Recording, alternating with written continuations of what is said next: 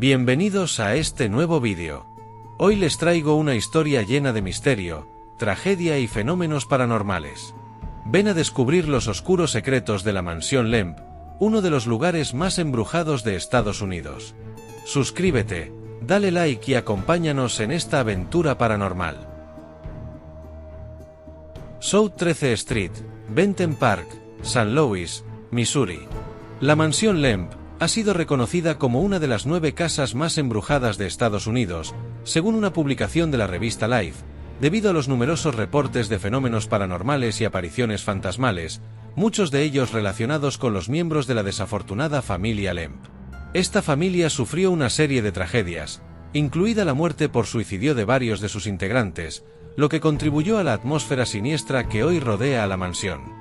La mansión fue construida en 1868 por William J. Lemp, un inmigrante alemán y exitoso empresario cervecero, y su esposa, Julia Fakert. Se mudaron al edificio en 1876, un elegante hogar de 2 pisos con una cueva subterránea que servía como almacenamiento para los productos de la cervecería. La pareja crió a 8 hijos, ya que el 9º falleció al nacer. Entre sus hijos, Frederick Lemp era el favorito de William, quien desde pequeño lo había preparado para liderar la cervecería familiar. Sin embargo, Frederick murió prematuramente a los 28 años, el 12 de diciembre de 1901, debido a una insuficiencia cardíaca.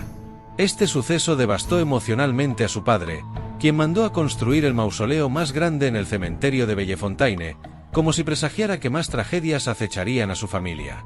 La muerte de Frederick marcó el inicio de una serie de desgracias para los Lemp.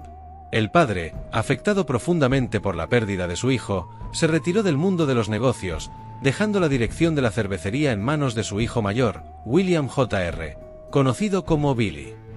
La tristeza y la ansiedad comenzaron a consumir a William, y para su desgracia, el 1 de enero de 1904 su amigo más cercano también murió. A pesar de su rutina diaria en la oficina, William Lemp se sentía nervioso y perturbado. Su estado de salud, tanto físico como mental, fue empeorando progresivamente. Finalmente, el 13 de febrero de 1904, a la edad de 68 años, el patriarca de la familia Lemp se quitó la vida con un tiro de revólver calibre 38 en la cabeza, en una estancia del piso superior de su mansión. 4 años más tarde, en marzo de 1908, su esposa falleció debido a un cáncer terminal en la misma habitación donde su esposo había encontrado su fin. Las tragedias continuaron cuando, tras la entrada en vigor de la ley seca en 1920, la cervecería cerró sus puertas.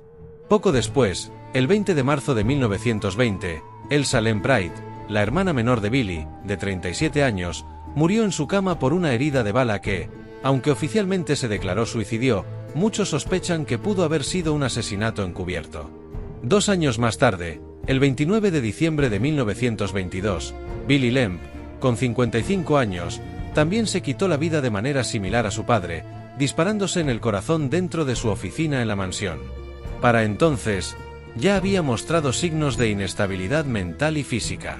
Cada vez más nervioso y errático, evitando la vida pública y a menudo quejándose de su mala salud.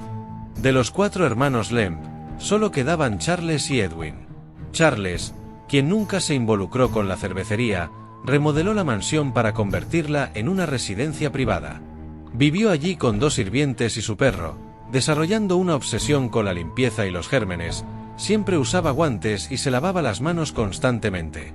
En 1949, Charles también se suicidó, disparándose en la cabeza después de matar a su perro, un Doberman Pinscher en el sótano. Finalmente, Edwin, el último de los hermanos, vivió una vida más tranquila y aislada en su finca de Kirkwood, Missouri. Falleció de causas naturales en 1970 a los 90 años, dejando instrucciones para que se destruyeran todas las pertenencias de la familia, incluyendo documentos y artefactos. Tras estas tragedias, la mansión fue vendida y transformada en una pensión, pero no tardaron en surgir historias de sucesos inexplicables. Los residentes reportaban ruidos extraños, pasos que resonaban en los pasillos vacíos y la aparición de figuras espectrales. Con el paso del tiempo, el edificio fue deteriorándose y los inquilinos se volvieron cada vez más difíciles de encontrar. En 1975, Richard Pointer adquirió la mansión y la convirtió en un restaurante. Fue entonces cuando comenzaron los reportes de figuras fantasmales que vagaban por algunas de las habitaciones y los oscuros pasillos del lugar. Durante las renovaciones, el equipo de trabajo vivió experiencias perturbadoras. Uno de los trabajadores, mientras pintaba un baño, sintió que alguien lo observaba de cerca, que lo rodeaba, aunque no había nadie en la casa. Empezó a trabajar de nuevo y tuvo la misma sensación, así que limpió los pinceles y se fue de allí. Otro artista, encargado de restaurar los techos pintados a mano, relató cómo una sensación similar lo invadió, obligándolo a abandonar el lugar sin siquiera recoger sus herramientas. Me encontraba en el andamio, tumbado boca arriba pintando el techo del comedor, cuando experimenté la sensación de ser observado. Me pareció que alguien estaba en el pasillo, fuera de la estancia. Continué con mi trabajo y, 1 hora después, la sensación volvió. Era extraño. Sentí la necesidad imperiosa de abandonar el lugar de inmediato. Partí sin limpiar los pinceles ni cerrar la puerta tras de mí. Se cuenta que el fantasma se asemejaba al difunto Billy Lamb, mientras que otros testigos aseguran haber visto a Lillian, su extravagante y hermosa esposa. Se casaron en 1899 y tuvieron un hijo, también llamado William. Lillian, apodada Lavender, porque siempre usaba ese color, se separó de Billy en 1908, acusándolo de alcoholismo, organizar fiestas desenfrenadas, agresiones físicas, amenazas con armas de fuego, mofarse de su fe católica y exterminar a los gatos del área con su pistola. Además, se reportan avistamientos del espectro de Elsa Lamb, conocida como la Dama de Blanco, por su tendencia a manifestarse vestida de tal color.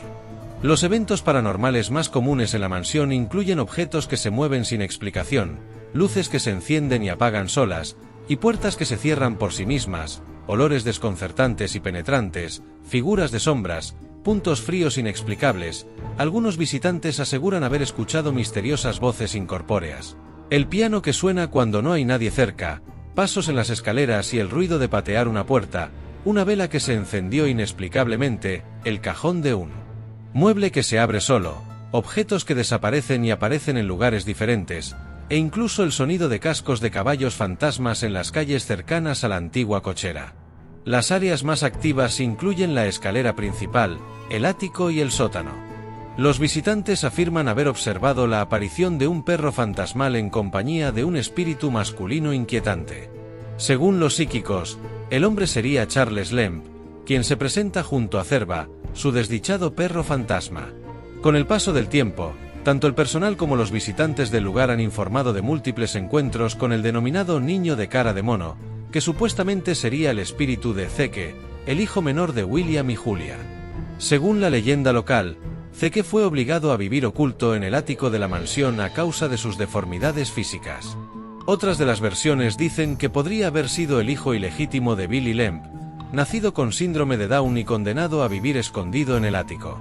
Aunque no existen registros oficiales que corroboren la existencia de este niño, testigos, entre ellos una antigua niñera y un chofer de la mansión, confirmaron que un menor vivía en las habitaciones del ático junto a los sirvientes. Se cree que pudo ser fruto de las andazas con muchas prostitutas o sirvientas de la mansión. La mansión Lamb sigue siendo objeto de interés para los investigadores de lo paranormal. Numerosas organizaciones, como la Sociedad de Investigaciones Paranormales de St. Louis, han realizado estudios en el lugar, capturando pruebas fotográficas de apariciones, como la figura de una mujer de blanco en la escalera principal. Trabajadores y visitantes continúan reportando avistamientos de fantasmas y eventos inexplicables, convirtiendo la mansión en un destino popular para quienes buscan experimentar lo sobrenatural. Una ex camarera relató su experiencia. Una mañana, mientras preparaba el restaurante para su apertura, observé a un hombre de cabello oscuro sentado en una mesa del antiguo comedor de la familia Lamb. Dándome la espalda, me sorprendió su presencia a esa hora, así que le ofrecí una taza de café. No obtuve respuesta. Al desviar la mirada para encender las luces, al volver a mirar, el hombre había desaparecido. Era imposible que hubiera salido sin que lo notara. Aquel día decidí renunciar. La historia de la familia Lamb y su trágico legado han dejado una huella imborrable en la mansión, que sigue siendo un lugar donde el pasado parece convivir con el presente, y donde los ecos de las tragedias aún resuenan en sus oscuros y silenciosos pasillos. Sigue siendo un lugar envuelto en misterio, con historias de apariciones que atraen tanto a curiosos como a investigadores paranormales. Con su oscura historia, parece que los fantasmas aún rondan las habitaciones de esta icónica mansión.